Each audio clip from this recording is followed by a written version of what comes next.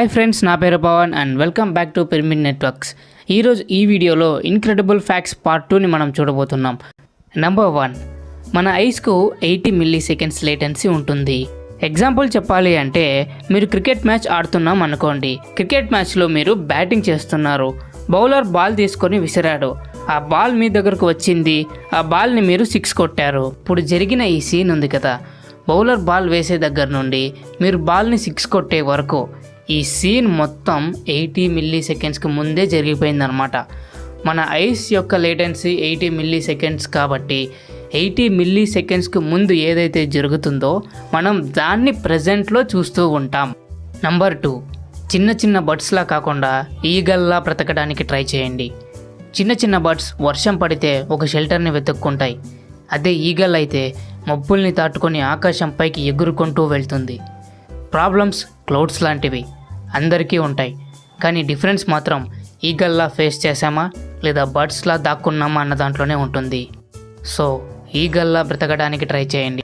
Number 3, human బాడీలో 5 senses కాదు, at least 21 senses ఉంటాయి. ఎగ్జాంపుల్ చెప్పాలంటే సెన్స్ ఆఫ్ బ్యాలెన్స్, అండ్ ఇంకొక ఎగ్జాంపుల్ చెప్పాలి అంటే సెన్స్ ఆఫ్ టెంపరేచర్. ఏదైనా ఒక టెంపరేచర్లో మనం వితిన్ సెకండ్స్లో హాట్గా ఉందా కోల్డ్గా ఉందా అని చెప్పగలం. ఇలాంటి సెన్సెస్ హ్యూమన్ బాడీలో 21 కన్నా ఎక్కువ ఉంటాయి. Number 4, for the first time in 166 years Indian రైల్వేస్లో 0 ప్యాసింజర్ డెత్స్ నమోదయ్యాయి 2020లో. 166 ఇయర్స్కి ముందు 0 ప్యాసింజర్ డెత్స్ ఉండేవంట. మళ్ళీ ఇప్పుడు 166 ఇయర్స్ తర్వాత సాధ్యమైంది 0 డెత్స్. ఎవరి వల్లనో అందరికీ తెలుసు అనుకుంటా. నంబర్ 5, అమెరికాలో ఉన్న ఒక ర్యాపర్ తన ఫోర్హెడ్ పైన ఒక డైమండ్ ఇంప్లాంట్ చేయించుకున్నాడు. ఆ డైమండ్ యొక్క వర్త్ ఎంతో తెలుసా? అక్షరాల 175 కోట్ల రూపాయలు. మార్వెల్ ఫ్యాన్స్ ఇతన్ని రియల్ లైఫ్ విజన్ అని పిలుస్తున్నారన్నమాట. అయినా భయ్య పిచ్చోళ్ళని వినడమే కానీ ఇదే ఫస్ట్ టైం చూడటం. నంబర్ 6, ఇప్పుడున్న మన టెక్నాలజీని యూస్ చేసుకొని 2000 మంది వర్కర్స్ని యూస్ చేసుకొని ఈజిప్ట్లో ఉన్న పిరమిడ్స్ లాగా మనం ఒక్క పిరమిడ్ని కట్టాలి అని అనుకుంటే 5 ఇయర్స్ పడుతుందన్నమాట. యునో వాట్, ఒక పిరమిడ్ని కట్టాలి అంటే మన దగ్గర ఇంచుమించు $500 కోట్ల ఉండాలి. వావ్. నంబర్ 7, పాండవర బత్తి.